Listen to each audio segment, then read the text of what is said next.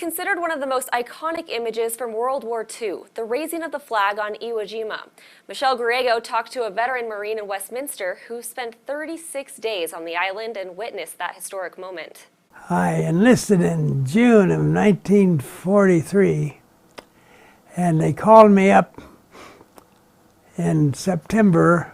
I was in a large family. I had 8 brothers, and 4 of my brothers were in the Navy, and I thought I can do a little better than that. I'll do the Marine Corps. Oh, we trained for a year and a half in San Diego and throughout every beach. And they told us we were training to land on an island of Iwo Jima. We didn't know where it was at or thought any more about it. We trained and landed and go out on that troop ship and go down the side and get in a little landing craft and hit the beaches and wade back out there and get in the boat again and go back to the ship and do it again. We knew we were training for something big, yeah.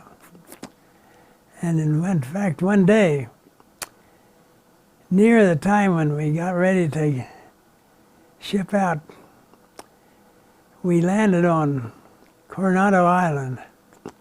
It's a Sunday afternoon, and everybody was out there picnicking, and they saw all these Marines coming up on them, and they thought they were invaded by the enemy when they saw us. And there was a whole bunch of big black limousines up there on a ridge, and we were told that was President Roosevelt and his entourage up there watching us land to just get an idea of what we were doing.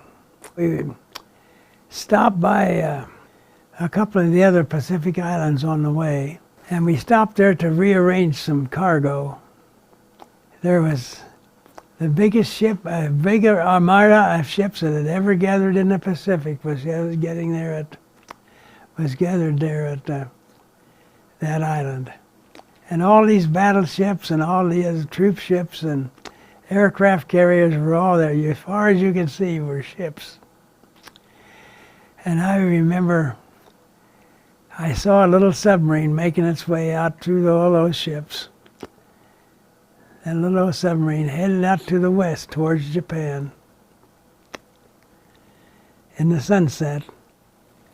And I thought, my, that little old ship, that little old boat, what a lonely thing that is. And they got in there about 2 or 3 o'clock in the morning, and we saw all of those battleships over there firing those big guns. They was firing guns 18-inch around, shells. And when they would fire a broadside from one of those battleships, that whole battleship was engulfed with flames with the powder that was taken there to send that shell off. And it would just light up the sky, and we stood there amazed at that. That's my first experience in war. And then when it landed on the island and exploded again, the whole island looked like it was on fire. I was just excited.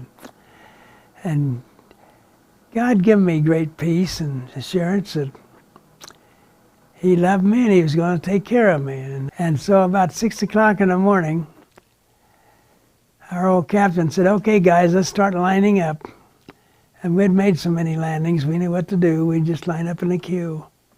As the boats got loaded, they'd move on out in the sea and just go around in a circle in a rendezvous, waiting for all the other boats to be loaded. The Japanese had made a terrace all the way up that beach. Took bulldozers and pushed us up in a big terrace. So trucks and tanks and all that I couldn't get through, and it was very hard for us because we'd try to climb that terrace and it was just ash, from volcanic ash.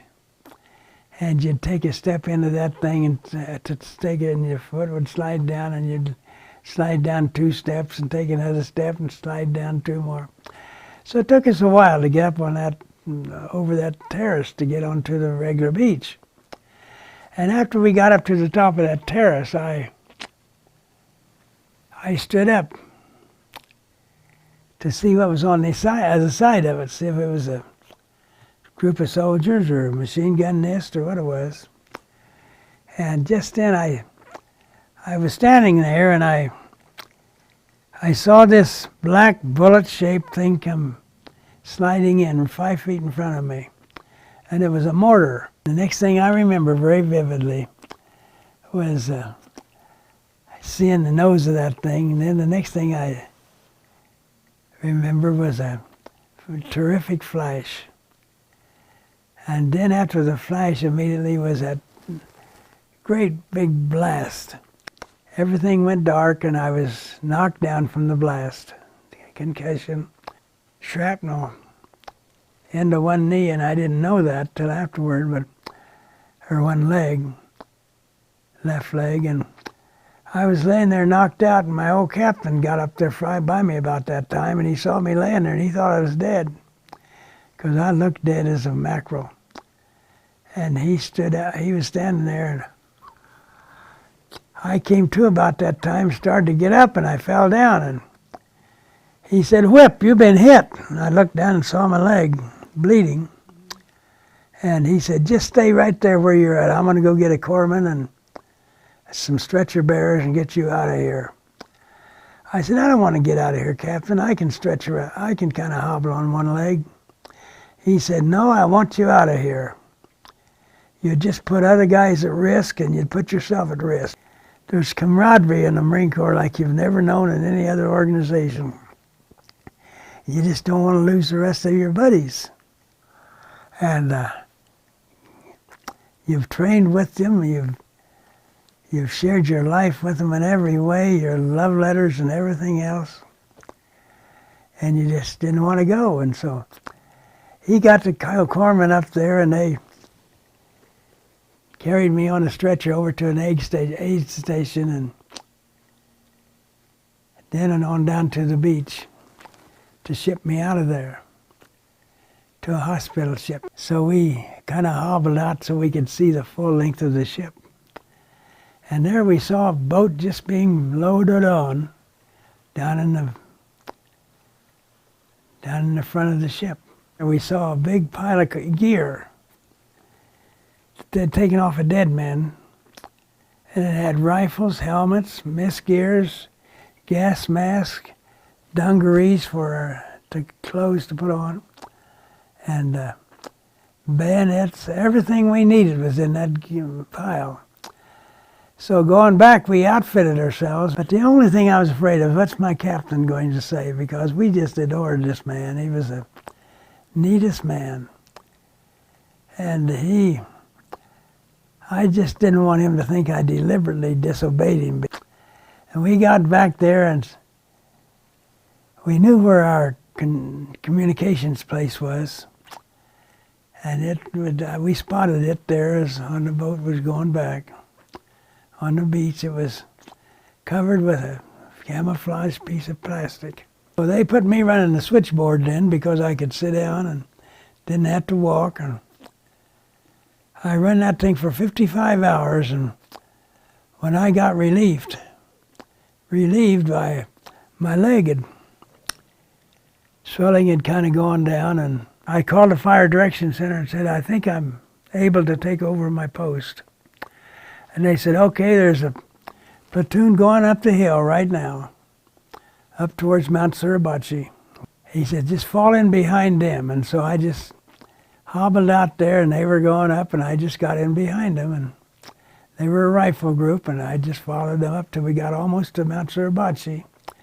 And I saw on the side of Mount Suribachi this cleft in the rock that I thought looked like a good hiding place, and so I just kind of broke off from them and was able to get my way over there, kind of sneaking over there to get up there and climb up to this cleft of the rock. And I thought, this looks like a pretty good place. I can see the battlefield pretty good, and I'm going to be pretty hard to see and protected by the rock. And I had my little phone there with me as in a leather case.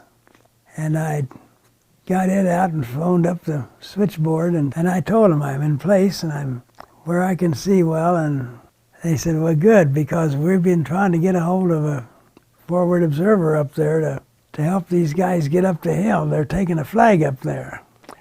These guys were high-fiving each other and said, man, we're going up the hill. And I talked to him all the way up the hill. And he just kept going up there. And he said, we're getting pretty close to the top. They're looking for something to put the flag on. I think they found it in this old cistern up here. They're taking it out now, he said, and they're wiping it off and getting ready to tie the flag on it. A moment or two later, he said, well, they got the flag tied on. They're getting ready to raise it in a minute. In fact, there it goes. I just watched them raise it up, and it was a thrill of my life when I saw them raise that flag.